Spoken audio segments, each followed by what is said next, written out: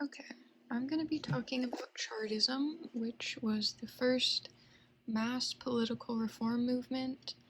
It roughly took place between the 1830s and the 1850s in Britain, and it was mainly focusing on the working class.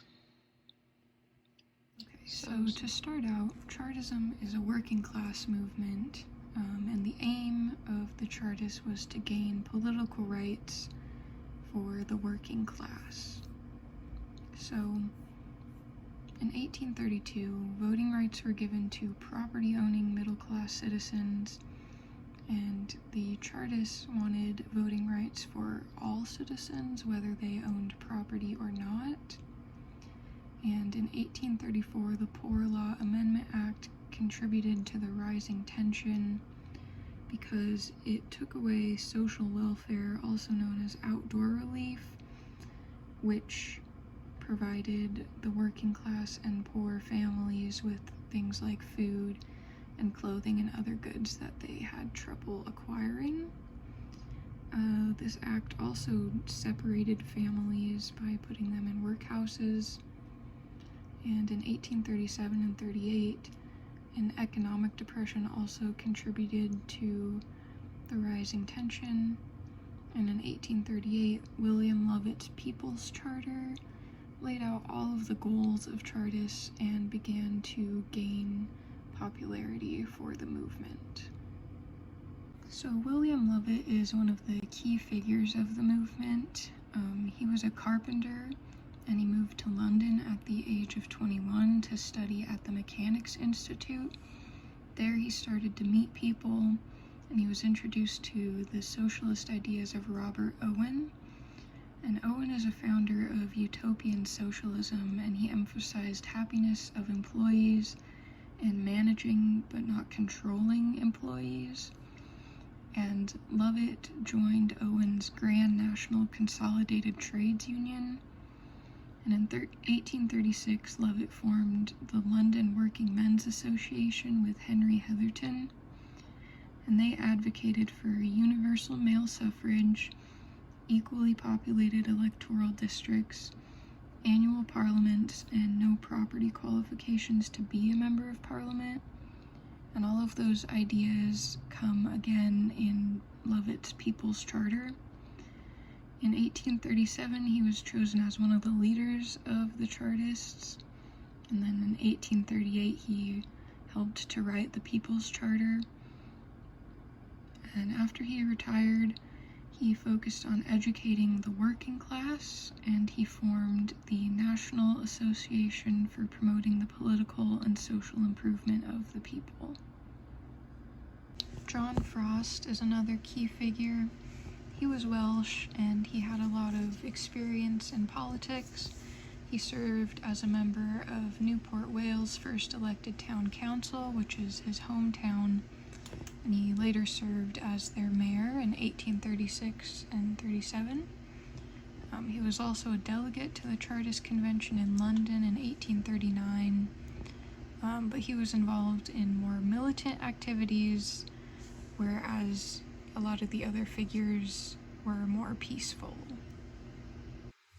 And the last key figure that I'm going to talk about is Zephaniah Williams, who was a mine owner and a free thinker. He was famous for polemics against local clergy, so he was used to disagreeing with the local politics.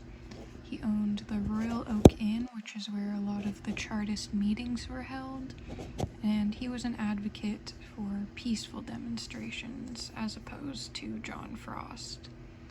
And that's a picture of him. Despite the belief that Williams was more of a peaceful protester, he was one of the leaders of the Newport Rising in 1839, and he was condemned to death for his part in the violent outbreak, but his sentence was later changed to imprisonment in Tasmania. And because of his background as a coal miner, he actually discovered coal on the island, and he earned a fortune because of it. So the People's Charter was written by 6 members of Parliament and 6 working men, including including William Lovett, who it's generally associated with. And the goal was for working men to have a say in lawmaking. So they proposed these 6 points. The first being they wanted voting rights for all men over 21, the secret ballot, which would protect those votes.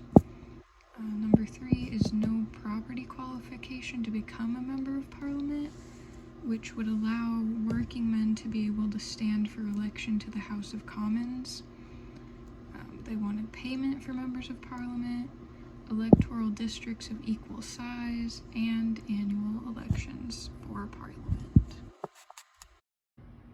So with the publishing of the People's Charter, the movement started to gain momentum, and a national convention was set up in London in 1839 where the petition could be prepared, and 1.3 million working people signed the petition and presented it to the House of Commons in June 1839, but the members of Parliament voted not to hear the petitioners, which ultimately led to many outbreaks of violence and the Newport Rising. And then again in 1842, another petition was prepared as strikes were breaking out among workers and a lot of Chartist leaders were being arrested. Fergus O'Connor, another Chartist leader, attempted to calm things by suggesting that workers buy shares in a company and then the company used those funds to purchase estates and divide them up. This was called the Chartist Cooperative Land Company. That ultimately didn't work out, and Fergus was actually elected as a member of Parliament in 1847. And then in 1848, a final petition was prepared, and the plan was to march to Parliament to present it, but O'Connor shut that down in concerns about violence. So the petition was sent to Parliament with a smaller group of Chartist leaders, and it was again rejected. Okay, so after the first petition was rejected, violence started to break out, and authorities began arresting a lot of Chartists and especially Chartist leaders. So on November 4th, 1839, John Frost led a group of 5,000 Chartists into Newport to the Westgate Hotel, which is where the authorities were keeping all of the Chartists that they had arrested. And they had planned to take over the town, but it did not work, and a brief violent battle broke out, and around 20 Chartists were killed and 50 or more were injured. So the Chartists were forced to retreat, and John Frost, William Jones, and Zephaniah Williams were all originally sentenced to death for their part in the incident, but their charge was later changed and they were all just exiled, most of them to Australia. And John Frost was actually released in 1854 to the US, and he became an advocate for prison reform. After the final petition and demonstration failed in 1848, the movement quickly declined. However, there were still fears of civil unrest after the Newport Rising and the other violent acts. There was a final national convention held in 1858, but very few Chartists even attended. And Ernest Charles Jones and George Julian Henry joined the National Charter Association as it was declining, and they sort of defined a clearer socialist path, and they also personally knew Karl Marx and Friedrich Engels, who referenced Chartism and Jones's work. And eventually, the Reform Acts of 1867 and 1884 included a lot of the Chartist ideas. So that's it.